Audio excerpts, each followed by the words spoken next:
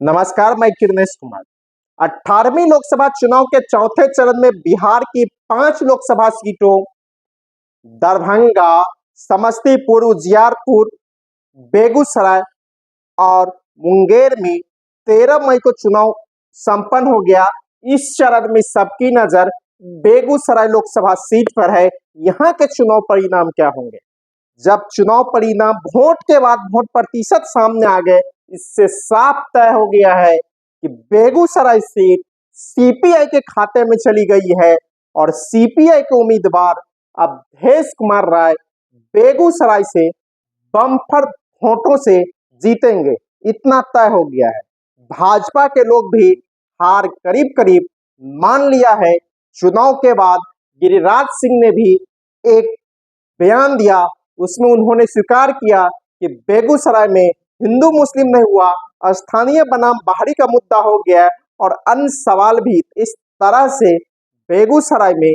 और वे लोग कहने भी लगे हैं कि सीपीआई 4 विधानसभा सीटों बछवाड़ा, बखरी, चेरिया बरियारपुर और साहेबपुर कमाल में आगे हैं और वो अपने आप को 3 विधानसभा सीटों बेगूसराय, मटिहानी और तेघड़ा में आगे होने का दावा करते हैं। लेकिन जो रिपोर्ट है, इसमें 6 विधानसभा सीटों मटिहानी, तेघड़ा, बखरी, बछवाड़ा, चेरियापुर और एस कमाल में सीपीआई आगे है।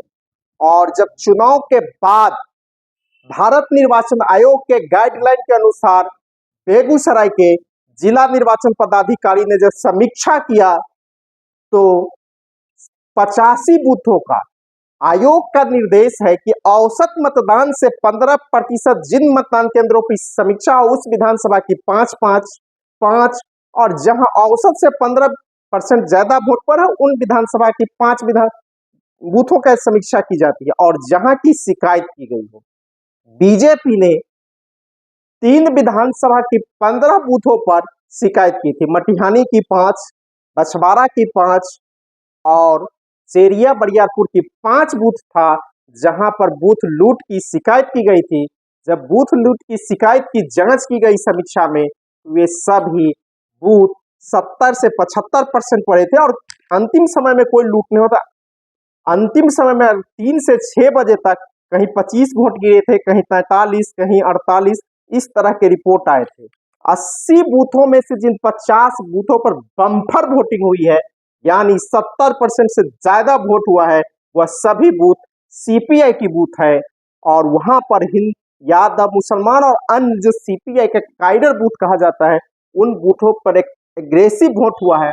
और जिन 35 विधानसभा बूथों पर, 7 विधानसभा के 35 बूथों पर कम वोट हुए, 43% से कम वोट हुए हैं, वह सभी बूथ भाजपा के बूथ बताए जाते हैं।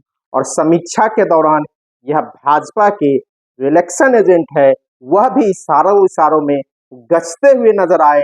जब समीक्षा बैठक में सीपीआई के उम्मीदवार के इलेक्शन एजेंट राजेंद्र चौधरी बैठे थे और बीजेपी के इलेक्शन एजेंट भी बैठे थे और अन्य उम्मीदवार जो थे वह भी स्वीकार कर लिए जो बेगूसराय सीट से महागठबंधन के उम्मीदवार जीत रहे हैं। मैं भी वहां बैठा था उस समीक्षा बैठक में और एक तरह से सीपीआई के उम्मीदवार के तरफ से मैं ही उस समीक्षा बैठक में था।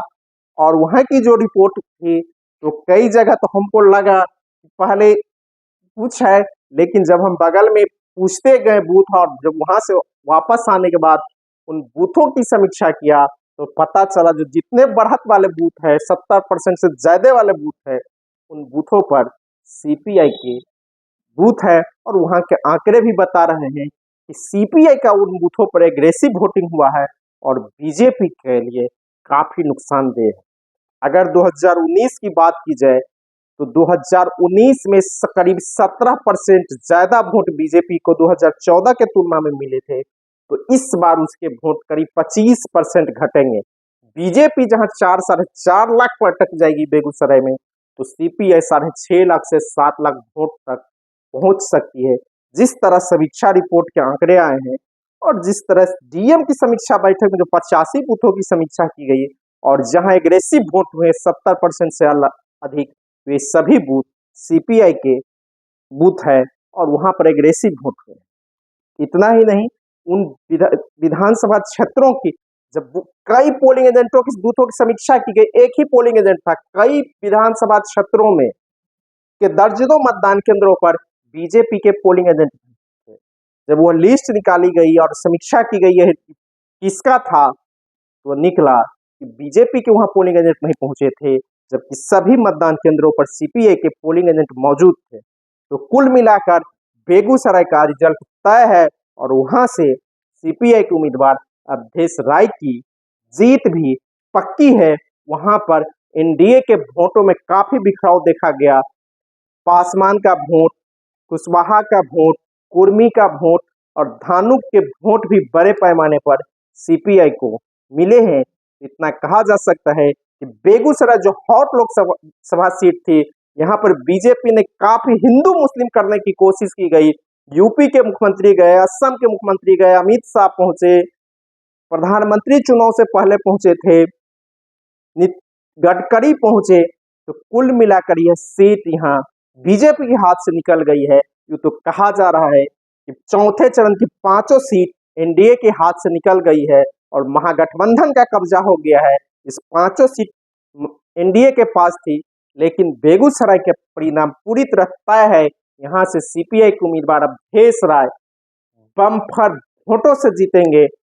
सिर्फ वहां गिनती की औपचारिकता एक तरह से बाकी रह गई है और चुनाव के बाद गिरिराज सिंह ने जिस तरह बयान दिया है, इससे साफ स्पष्ट हो गया है कि भारतीय जनता पार्टी ने बेगूसराय में हार स्वीकार कर ली है।